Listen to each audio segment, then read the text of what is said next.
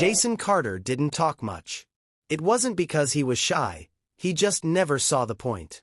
People rarely listened anyway.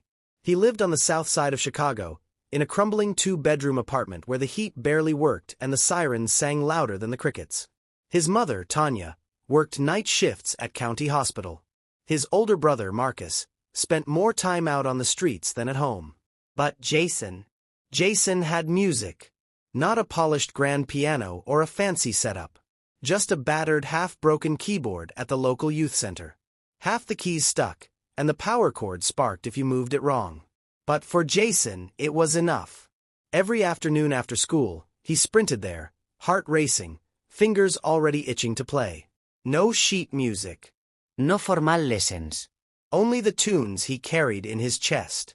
He played what he felt: anger, loneliness, fleeting joy. Some things, Jason believed, didn't need teaching. They just needed listening. At school, Jason blended into the background. Teachers often overlooked the way his pencil drummed perfect rhythms against the desk. Kids only noticed him when they needed homework answers or someone to tease. Only Ms. Ramirez, the music teacher at Frederick Douglass Middle School, saw something more. She heard him humming in the cafeteria, pulled him aside after class, and asked questions no one else thought to. "You hear the world differently, Jason," she told him once. "Don't ever lose that." He promised he wouldn't. Then came the announcement that changed everything. An arts exchange event with Westbridge Academy, the kind of prep school Jason had only seen in movies. Big lawns, marble halls, students with perfect hair and newer shoes than he'd ever dreamed of. Jason barely slept the night before. His mother ironed his cleanest shirt, still stained near the collar, and warned him, "Don't go embarrassing me in front of those rich folks. Don't touch anything you're not supposed to." He nodded, meaning every word. But music had a way of making him forget rules. The bus ride to Westbridge felt like crossing into another world. Through the iron gates, Jason gawked at the fountains, the statues, the shining glass buildings. Everything looked untouchable. Inside, they passed halls gleaming like mirrors and displays of student artwork that had price tags. Real price tags. $500 for a single painting. They were ushered into a sprawling auditorium. The principal of Westbridge, a silver-haired man with a voice that sounded like a news anchor, spoke about community and bridging differences. Jason counted. He was one of maybe 6 black kids in the entire building. They watched a polished jazz performance, talented but too perfect, like someone trying to draw music from a textbook. Later, they were divided into workshops. Jason's was songwriting basics, in room 204. When he walked in, his breath caught. At the front of the room stood a Steinway grand piano, polished to a mirror finish, the lid open like it was daring someone to touch it. Jason couldn't move. He just stared. Then a sharp voice sliced through the air. "Don't even think about it," said a tall boy with blonde hair slicked back like a movie villain. His Westbridge blazer had the initials CHW stitched on the chest. "My dad paid for that piano," he added, smirking. "You got anything like that back where you're from?" Jason said nothing. "You sure you won't get it dirty?" The boy sneered, loud enough for the others to laugh. Jason's fists clenched, but he kept them at his sides. Until someone chuckled behind him. Without thinking, Jason walked straight to the piano. The blonde boy's smirk faltered. Jason sat down.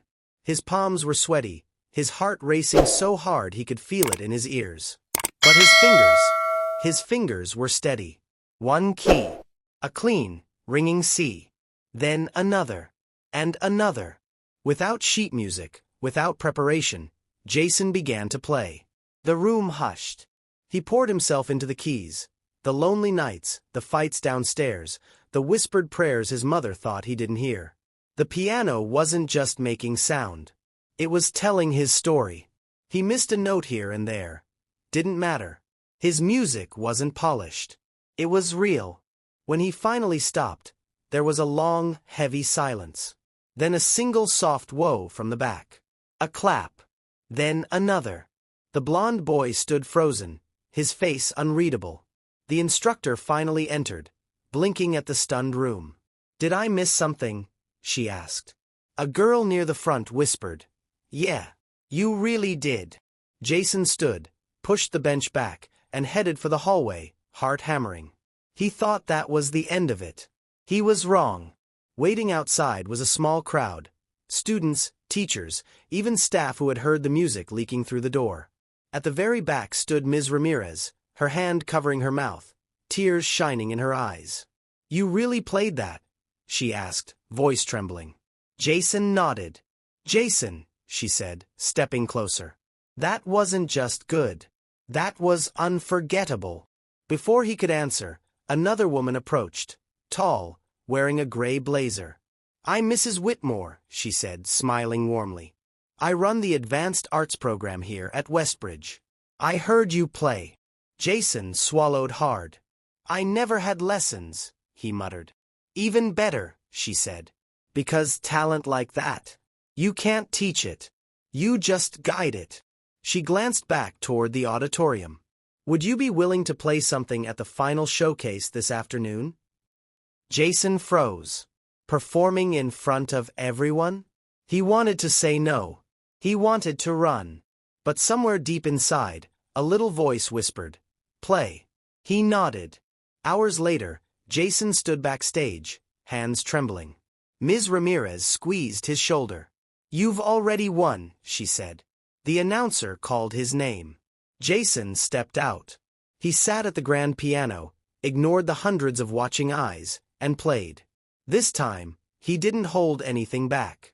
The piece started soft, tender, the ache of old wounds. Then stronger, the heartbeat of dreams bigger than the streets he grew up on.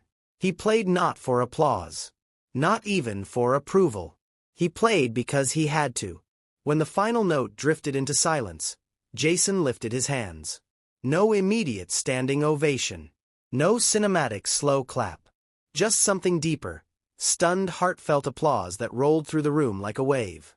Later, as he leaned against a hallway wall catching his breath, the blond boy, Carter Williams, approached him.